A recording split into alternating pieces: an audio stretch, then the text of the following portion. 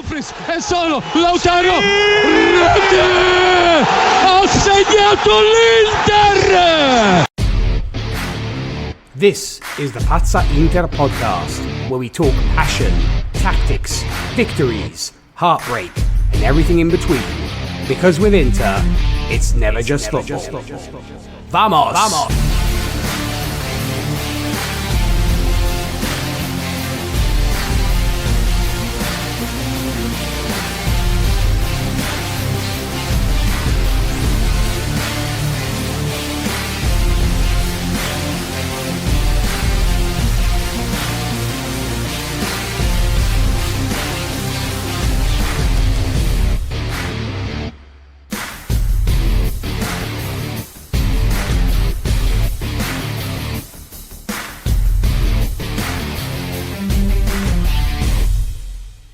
Well, ciao my people, and welcome back to the Pazza Inter podcast. I'm your host, DJ Nik, coming at you from Milan, the home of the boys in black and blue, and today, my fellow Inter fans, we have a lot to talk about. We just witnessed one of the most defining weeks of the season, not because of one match, but because of two completely different performances that told you everything about this team. One was controlled, and one was absolute madness. And somehow, both led to the same conclusion. We are on the brink of something special. So let's start at San Siro on Friday night, Inter versus Cagliari. Because after the chaos in Como, the question was simple. Could Inter calm things down? And for 45 minutes, the answer looked like no. Cagliari came in organised and disciplined, and for a while they made this very uncomfortable. Inter had possession but lacked sharpness. They felt slow, predictable, dare I say nervous. But then came the second half, and just like that, the switch was flipped. Marcus Thuram opens the scoring in the 52nd minute, tapping in from close range after a Di Marco delivery. 4 minutes later, Nicolò Barella, against his hometown club, picks up the ball, drives forward and smashes it into the top corner. Game over. And from that moment, this was control, complete control. Inter finished with 18 shots, 5 on target, over 55% possession, and allowed just 1 shot on target all night. And to put a nice little bow on it, our Polishman, Piotr Zielinski, stoppage time, long-range finish, 3-0, lights out, good night. This wasn't dramatic, this wasn't emotional, this was professional. And with that win, we moved 12 points clear at the top of the table. That's not a title race anymore, that's a countdown. So you go from that, calm, controlled and clinical, and then just a few days later, you walk back into San Siro for a Coppa Italia semi-final, and everything explodes again. Because if you thought Inter had learnt their lesson against Como, think again.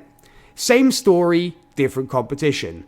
Inter 0, Como 2. Again.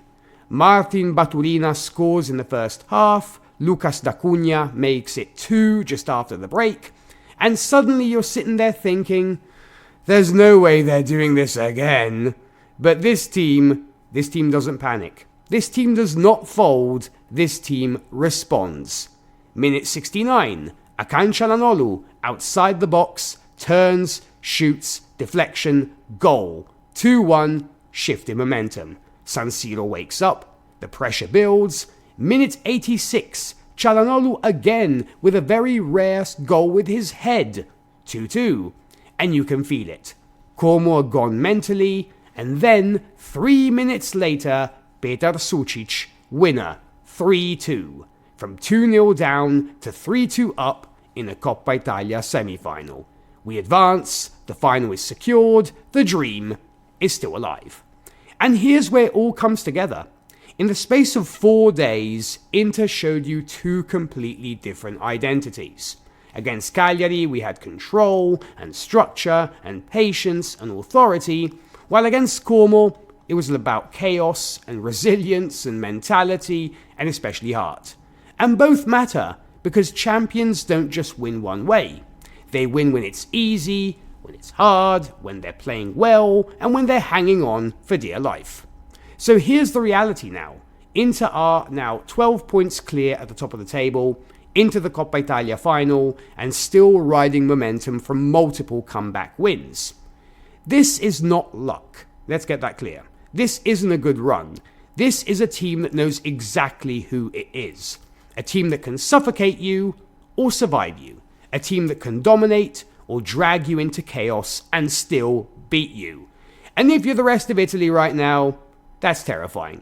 Because whether it's calm control or complete madness, we always find a way. And that's why the championship is coming, and maybe, just maybe, the double is too. So I would say that's what we've got when it came to the latest matches. Let's get to what's coming up next. Because, my dear Inter fans, now comes the part of the season where good teams relax. We'll be playing, of course, Torino. Because after controlling Cagliari, surviving Como again, reaching a Coppa Italia final, we now travel to face Torino at home in Turin. And on paper, this should be routine. But this is exactly the kind of game that tests whether you really deserve the title. So let's set it up properly.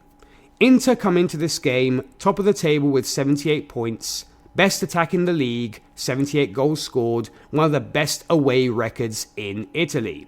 Torino, they're sitting 12th, negative goal difference, mid-table, inconsistent, dangerous on their day, but they're not elite. And historically, this matchup leans heavily one way. Inter have won 17 of the last 28 meetings, won 6 of their last 10 away games in Turin. So yeah, the numbers are pretty clear. But here's the catch. This is not Cagliari. Torino are a different kind of problem. They're physical, they're organised, they're comfortable without the ball, and very capable at home.